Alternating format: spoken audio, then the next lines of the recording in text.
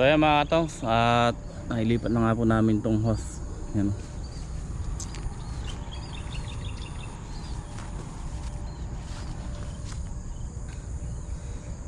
Tingnan nyo po, patay na yung damo. Ang lalaki na po yan nung binomba ko, pero nakaya pa rin ng basta. Kaya naman sa basta mga katongs. Ito yung damo na yan, paragis po yan, yung sa lampak kung tinatawag. Ayan, kamukha po nito. Ayan. Yan, ganyan po yan. Ngayon hindi ko naman sinagad yung bomba pa rito. Pati yung mutha patay, pero tingnan nyo po yung talong, hindi naapektuhan kasi nga contact herbicide po yan eh. Hindi naman yan eh. Kumbaga pagka tinamaan lang yung dahon, kung ano tinamaan dyan, yun lang ang maapektuhan. So kaya nga nag-iingat tayo mag-spray nun. May mga goma? Ha? Alang goma dyan? Iniwan mo? Iniwan mo?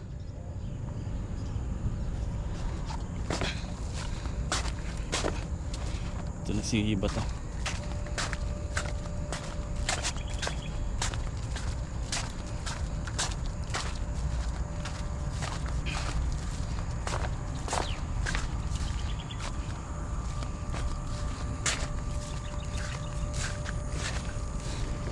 Ayan, patay po lahat ng damo sa gitna.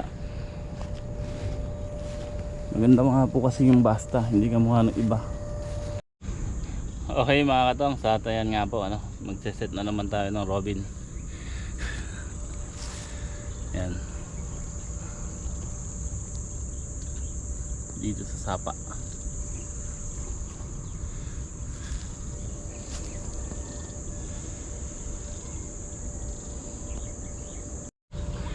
Okay mga katong, sa tayan nga po na iset na natin.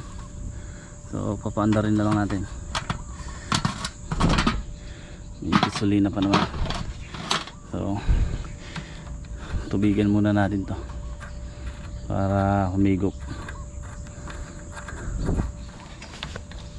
Ay, check natin yung langis kung okay pa. Meron pa. Change oil natin mamaya.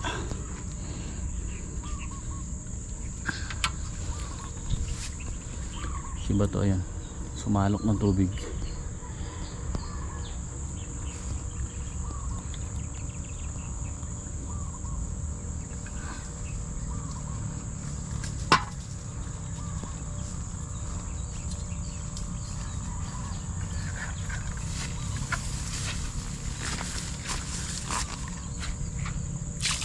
Oh.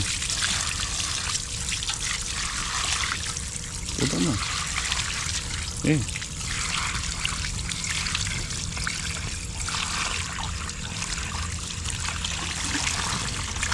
Oh.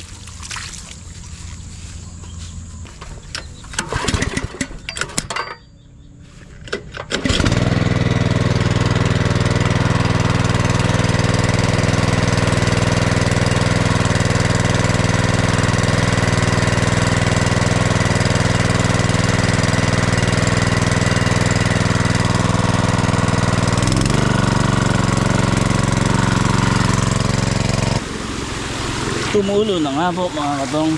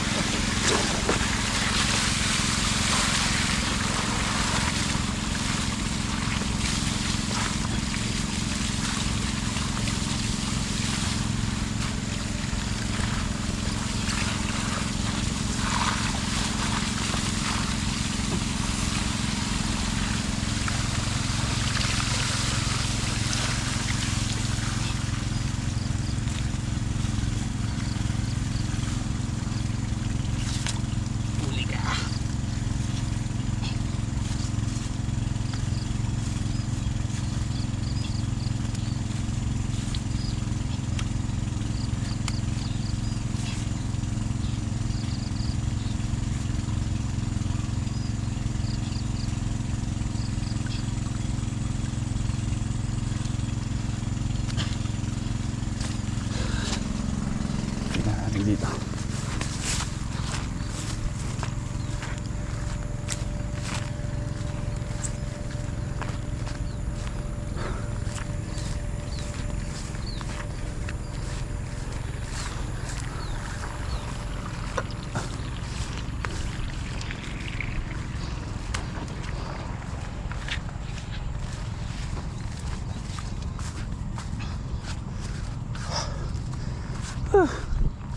Nakakahinga.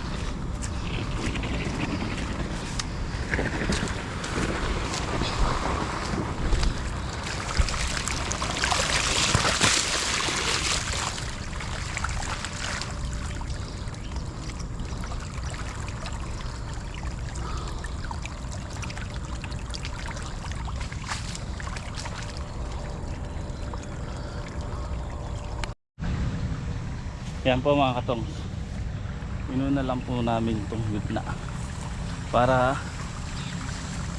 ito, para kwan, kasi nakadiretso yung hose hindi pala nabali ni bato. So kaysa magpatay tayo, inuna na natin to. Ito basain din tong gitna kasi huling patubig na to may pataba. So saglit lang naman, ayun nakadalawang tatlong butas na tayo. Malakas yung tubig, malakas yung patubig natin mga katongs.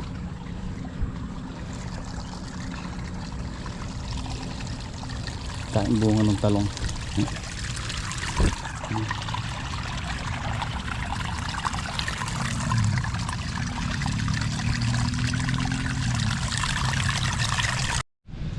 Yo mga katongs, ayan tanghali na nga po. So natapos na ni bato kanina habang nagpapatubig si bato rito sa gitnang block. Ayan natapos na nga po niya yan.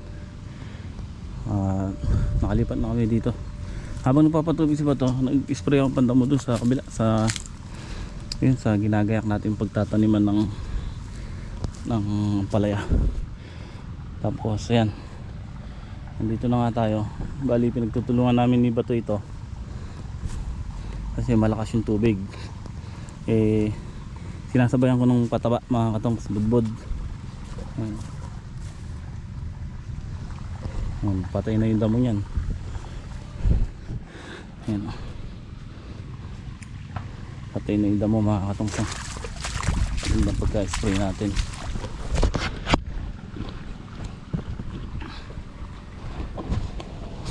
So sinasabayan kong budbod ng pataba, si bato ang nagtutubig, nag-asikaso ng tubig.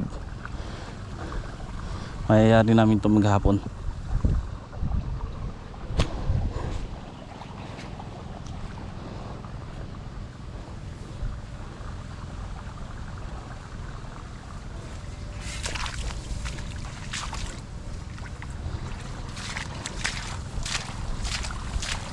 Lumulukot na yung dahon ng talong natin dito. Kaya kinancel ko yung pitas. Patubigan ko muna ako to.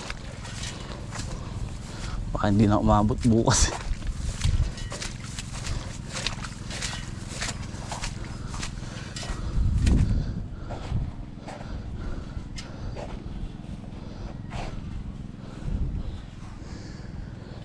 Hindi na sasampa rito. Mataas na.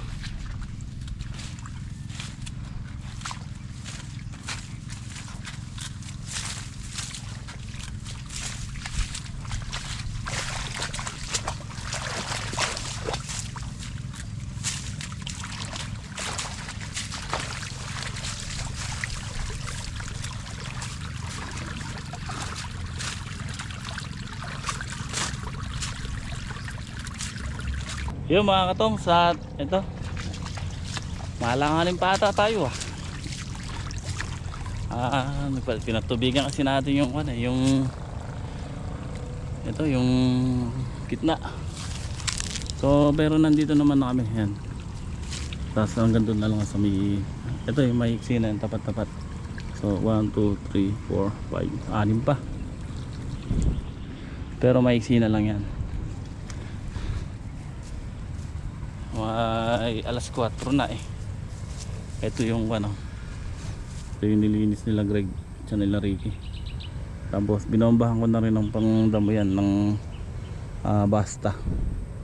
Tsaka natin babombahin na lang ng, titignan natin kung kakayanin ng araro para maibalik yung lupa sa gitna. Kailangan kasi makuha natin yan, mabiyak dito para sa ganun yung lupa punta natin sa gitna. Dito tayo magbibiyak sa dito sa malapit sa tudling.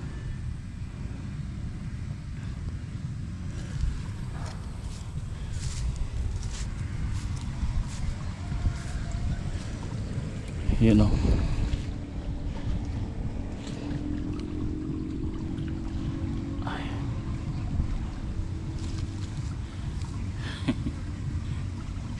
Sulit na naman ang maghapon natin. Sila Greg, ayun, tapos na nilang bunutin din yung ceiling Taiwan doon.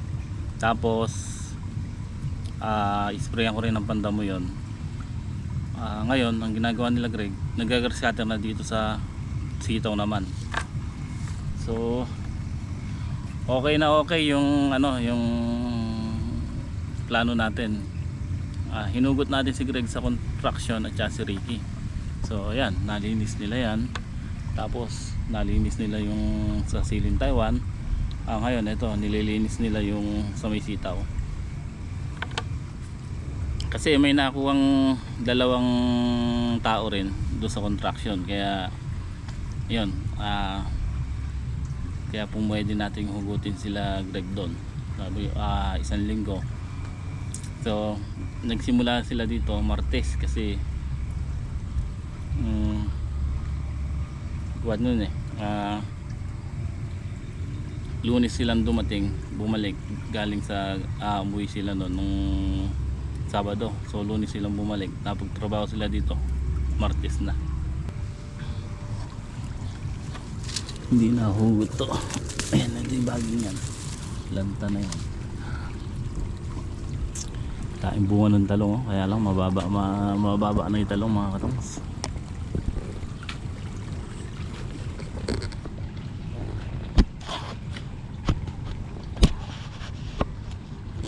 Okay na ata?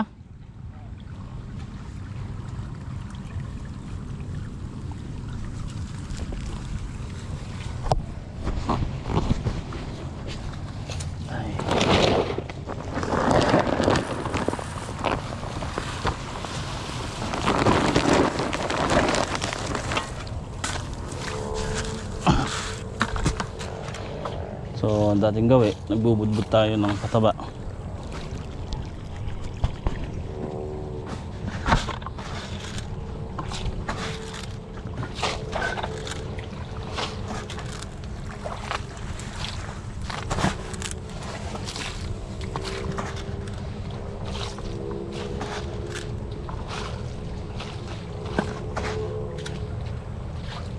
Hindi kasi kaya ng isang tao rito patubig at saka papataba.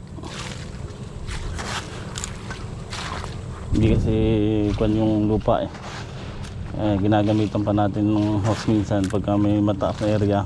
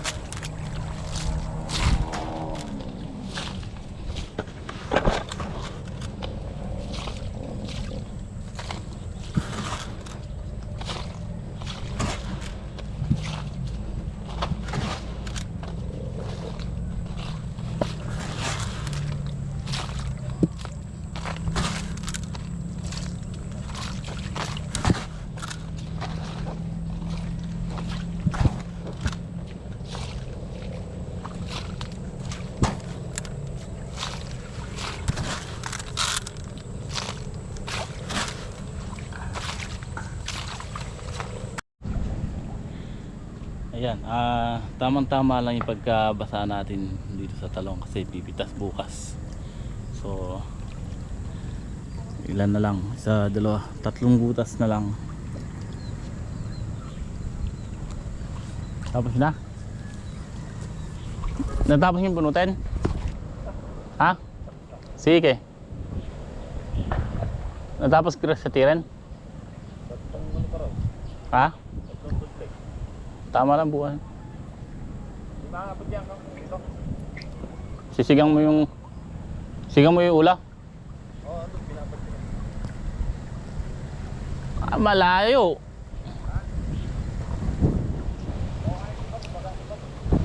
Hindi yung basahin. Doon sa gawiron. Doon na. Mababaw doon sa gawiron. Panabas, dali mo. Makakita ka ng cobra dyan. Kukuha daw si Greg ng kangkong kasi andun pa yung ulo ng baboy. So luluto daw niya. Sisigang. Sigang.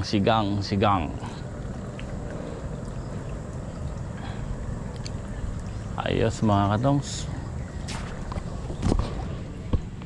Pinanood ko yung vlog ni Sir Dan TV sa Sangitan.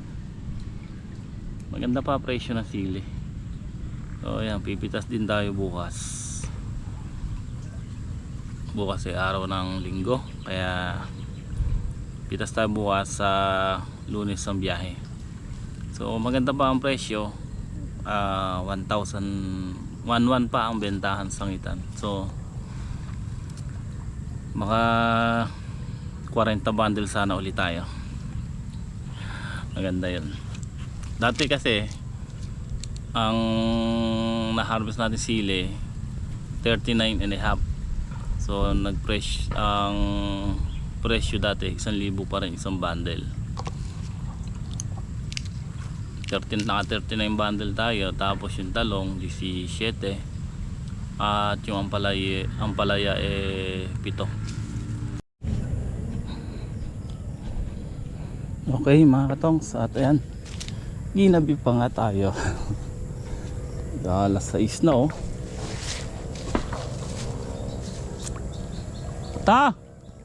Kang! Ayan na? Ha?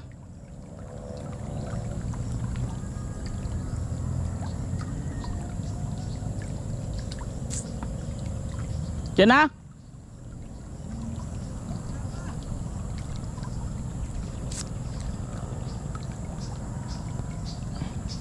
Tignan mo baka maapaw rito sa harang.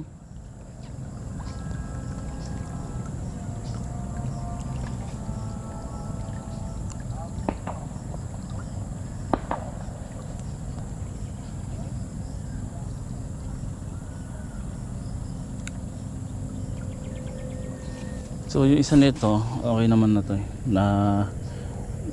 Babad naman na siya kanina rin sa kabila. Tapos ito babad na rin siya. So okay na yan kahit hindi na matubigan. Kang! Wala pa?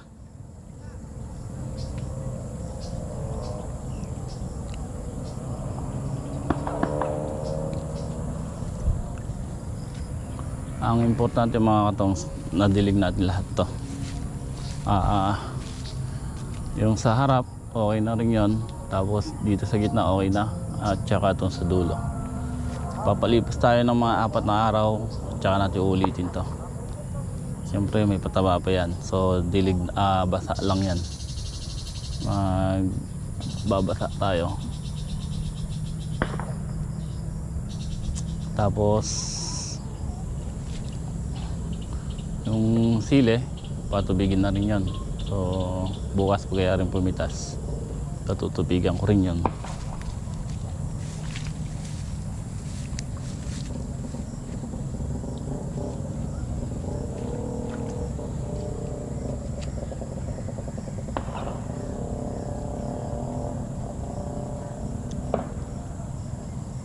Pag napuno yan, patay mo na. Ha?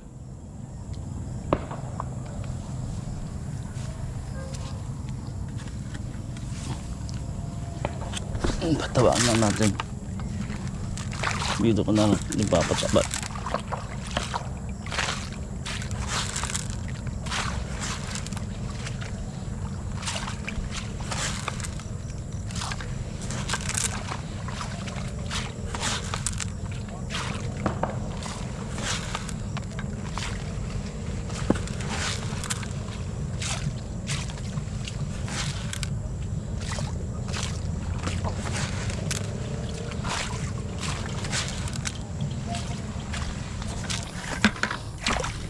Ay, tapos din.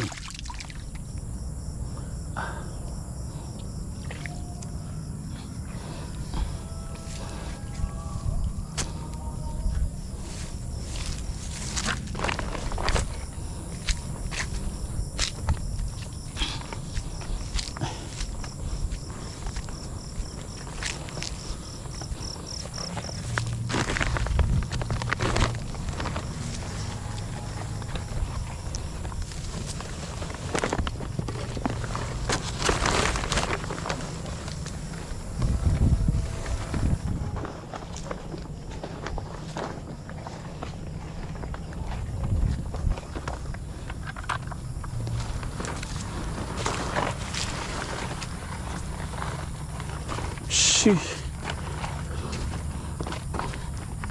Ginabi tayo mga katongs TV. Ginabi.